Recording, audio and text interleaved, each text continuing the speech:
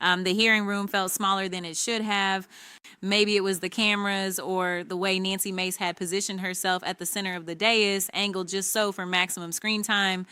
She had arrived early, made sure of that, made sure everyone saw her arrive early. The kind of calculated presence that comes from someone who has learned that attention is currency and she intended to spend liberally. Jasmine Crockett sat 3 seats down, tablet open, stylus moving across the screen in small, precise movements. She was reviewing something, documents it looked like, color-coded tabs visible even from across the room. She had not looked up when Mace entered, had not acknowledged the entrance at all. And that, more than anything else that would happen in the next hour, was what set the tone. Mace cleared her throat into the microphone, that particular kind of throat clearing that demands attention rather than clears anything. I see the representative from Texas has brought her homework today, she said, and the gallery laughed because they were supposed to laugh because Mace had timed it for the laugh. Though I'm not sure a first-term congresswoman needs quite that much preparation for what is, after all, a fairly straightforward budget hearing. Crockett's stylist did not stop moving. Perhaps Mace continued, warming to the theme now, enjoying the attention the way certain people do. If the representative spent less time color-coding folders and more time understanding how appropriations actually work, we could move through this more efficiently.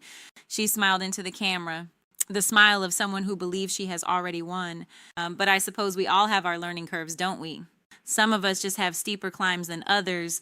The implication hung in the air like humidity before a storm. Crockett, younger, black, first term, clearly out of her depth in Mace's estimation, clearly needing guidance from those with more experience, more credentials, more right to be in the room. Mace let the moment breathe. Let the cameras capture Crockett's silence, which Mace interpreted as exactly what she wanted it to be: acceptance of the hierarchy, deference. She could not have been more wrong. Now then, Mace said, settling back into her chair with the satisfaction of someone who has established dominance and can move on to the actual business. Let's discuss the proposed reallocation of disaster relief funds to border security infrastructure. The administration has made clear that current priorities require flexibility, and I think we can all agree that national security point of inquiry and seen and die, so Crockett's voice was not loud, did not need to be. The two words cut through Mace's momentum like a scalpel through silk. Mace paused, irritation flickering across her face before the camera smile returned. The chair recognizes the representative from Texas, though I would note we typically reserve questions for after opening statements. I appreciate the guidance on procedure, Crockett said, and her tone was so perfectly calibrated to respectful that it took a moment to register that she had not actually thanked Mace for anything. I have a simple clarifying question before we proceed. You mentioned the proposed reallocation involves disaster relief funds. Could you specify which disaster relief account we're discussing? Mace blinked. I think the documentation is quite clear. I'm sure it is, Crockett said. I'm asking which account. FEMA's Disaster Relief Fund, HUD's Community Development Block Grant Disaster Recovery Program, or the Army Corps Emergency Operations Fund. There was a pause. Not long. Maybe 3 seconds. But in a room full of cameras and stenographers, 3 seconds of silence from someone who had spent 15 minutes establishing her authority was conspicuous. The primary allocation, Mace said, recovering, comes from FEMA's General Disaster Fund as outlined in the Disaster Relief Fund, Crockett said, and she was reading now from her tablet, finger scrolling slowly, which as of this morning holds $8 Yawzi irons. $2 billion in obligated but not yet distributed funds for disasters declared in 2024 and 2025. Hurricanes Helene and Milton, the California wildfires, the Tennessee flooding. She looked up that disaster relief fund Mace's smile had not changed, but something in her posture had shifted. The lean back had become more upright. Representative, I think we're all aware that FEMA maintains certain reserves, not reserves, Crockett said, and her voice was still perfectly calm, still perfectly even, still containing not a trace of the triumph she had every right to feel. Obligated funds, already allocated to specific disasters under federal emergency declarations. The communities affected have been told this money is coming. Contractors have been hired. Rebuilding has begun in some cases, waiting for reimbursement in others. Vei, she tapped her tablet and a new document appeared. And so I have the obligation schedule here broken down by disaster declaration number and congressional district. Would you like me to read it into the record? The room had changed temperature. The kind of shift that happens when everyone present simultaneously realizes they are watching something different than what they thought they were watching. Mace's hand moved to her own papers, shuffling through them with slightly more urgency than the moment should have required. The administration has assured us that, essential disaster relief will not be affected. I'm sure they have, Crockett said. I'm asking about the $2 billion in already obligated funds. The families in Asheville who are living in FEMA trailers waiting for housing repair grants. The business owners in Fort Myers Beach who were promised Small Business Administration disaster loans backed by this fund. The school districts in Maui that are rebuilding with the explicit promise of federal disaster reimbursement. Her finger moved across the screen again. I have the names if you'd like. Not all of them, obviously. But I could start with the first 100 or so affected applicants whose funds you're proposing to reallocate. Mace opened her mouth, closed it. Her chief of staff leaned forward so from the row behind her and whispered something that Crockett could not hear but could read in the subtle tightening of Mace's jaw. Representative Crockett, Mace said, and her voice had acquired an edge now, the friendly condescension replaced by something sharper. I think you may be misunderstanding the scope of budgetary flexibility. I understand perfectly, Crockett said. She opened a second folder on her tablet. The motion was unhurried, deliberate. In fact, I've been reviewing budgetary flexibility quite carefully, which is why I'm curious about your statements from September 2024. She scrolled, found the passage. Read aloud. When Hurricane Helene hit North Carolina, you issued a press release. I have it here, dated September 29, 2024, that said, and I quote, "Every single dollar of disaster relief must reach the families who need it. We cannot tolerate bureaucratic delays or fund diversions when American communities are suffering. I will fight to ensure FEMA's disaster fund is protected and fully utilized for its intended purpose." End quote. The silence that followed was longer than 3 seconds, much longer, 5 seconds, 10, 15. The court reporter's fingers hovered over the keys. The gallery had stopped shuffling. Even the staffers lining the walls had gone still, understanding they were watching something that would be clipped and shared and analyzed for days after this hearing ended. 20 seconds. Finally, Mace found words. Context matters, Representative. The situation in September was different, Crockett finished. I agree.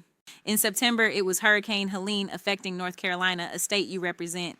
Today, it's disaster funds from multiple states being reallocated for border wall construction. She paused. Let that land. The only thing that seems to have changed is whose constituents need the money. Mace's face had acquired a color that the cameras would pick up beautifully. That is an offensive mischaracterization, is it?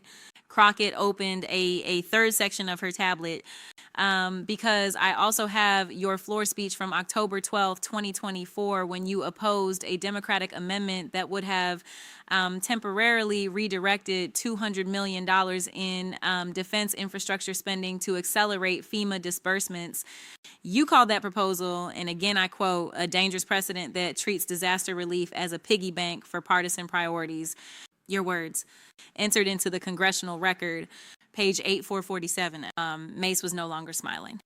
You said, Crockett continued, reading from the transcript now with the careful precision of someone who has marked every relevant passage, that disaster relief funds are sacred, that they represent a promise made to American families in their darkest hours, that any member of Congress who would compromise that promise for political expediency should be, quote, ashamed of themselves. She looked up. Were you ashamed when you co-sponsored this reallocation proposal 3 weeks ago?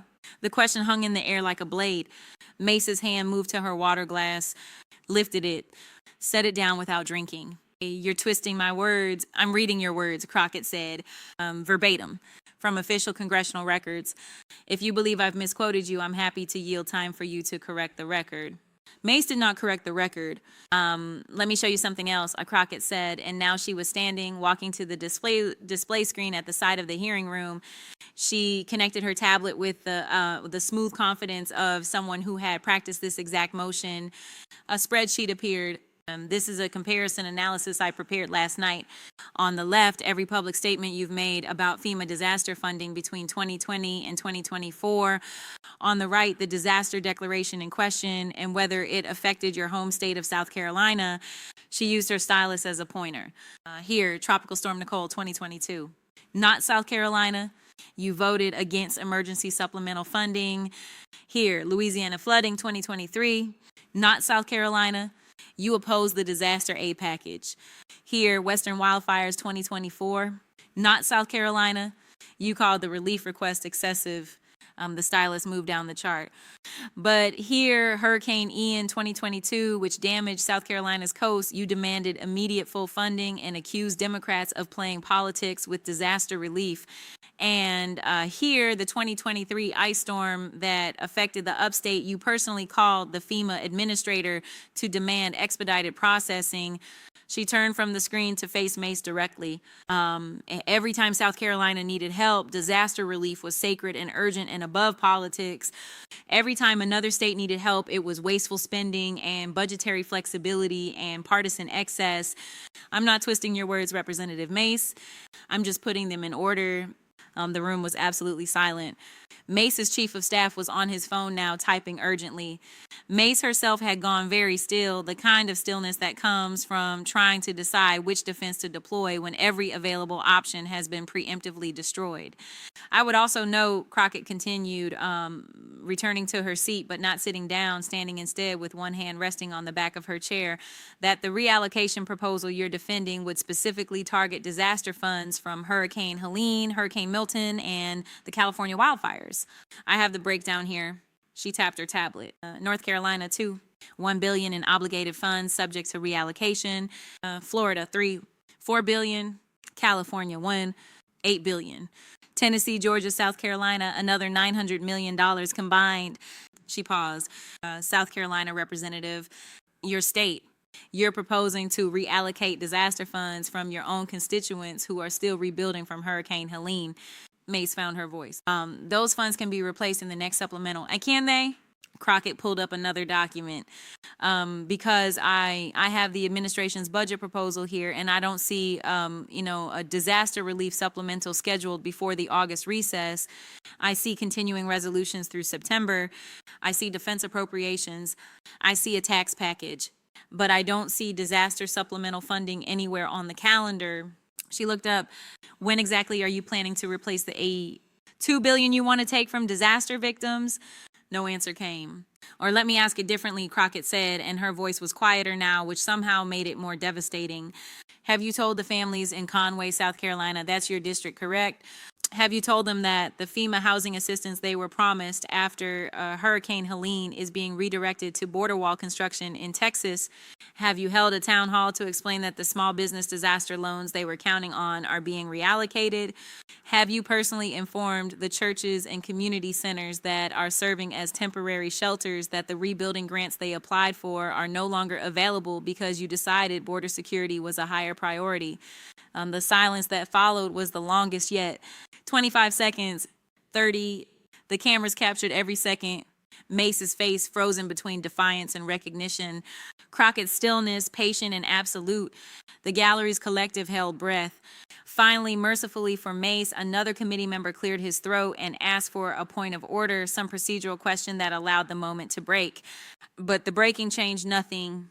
The damage was comprehensive and public and recorded for permanent distribution. Mace attempted to recover. made a statement about the complexity of budgetary decisions and the need to balance competing priorities, accused Crockett of ambushing the committee with out-of-context research, suggested that a first-term representative might not fully understand the nuances of appropriations policy. Crockett let her finish, waited until Mace had exhausted her defenses, and sat back with the brittle satisfaction of someone who believes they have regained the upper hand. Then Crockett stood one more time. Representative Mace, she said, you spent the first 15 minutes of this hearing questioning my qualifications, suggesting I didn't understand appropriations, implying I needed guidance from more experienced members. She paused. I want to be clear about something. I didn't bring folders today because I'm inexperienced. I brought folders because I'm thorough. I didn't color code my research because I'm compensating for lack of knowledge. I did it because I wanted to make absolutely certain that when I spoke, every single word would be documented, verified, and irrefutable. She picked up her tablet, held it up so the cameras could see the rows of organized documents, each tab a different color, each section meticulously prepared. You assume that preparation was a sign of weakness. You're learning it was a warning. She sat down, placed the tablet on the desk in front of her with the gentleness of someone placing a loaded weapon after use. Her jacket was perfectly smooth. Her expression was perfectly calm.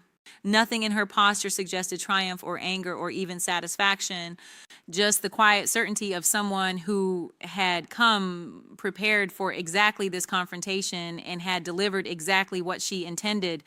The hearing continued for another 40 minutes, but nothing that happened after that moment mattered.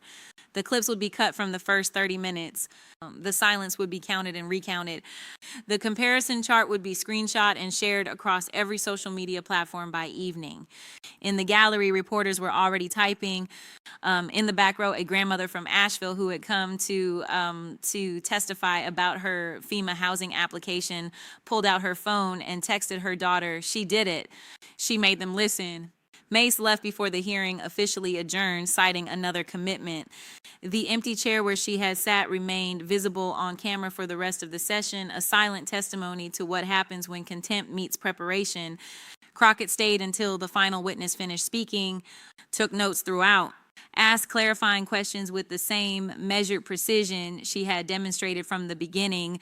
When the chairman finally gavelled the session to a close, she gathered her folders, unplugged her tablet, and walked out of the hearing room with the same quiet composure she had maintained throughout. No cameras followed her. No reporters chased her down the hallway for comment. She did not need them to. The video would speak for itself. The silence would be counted. The folders would become their own legend. Somewhere in Conway, South Carolina, a family waiting for hurricane relief would watch the clip and understand that someone in Washington had actually read their application, understood their need, and fought for their promised assistance against someone who had forgotten they existed. That was the real story. Not the political theater or the viral moment or the committee room confrontation. The real story was that preparation had met dismissal and preparation had won. Not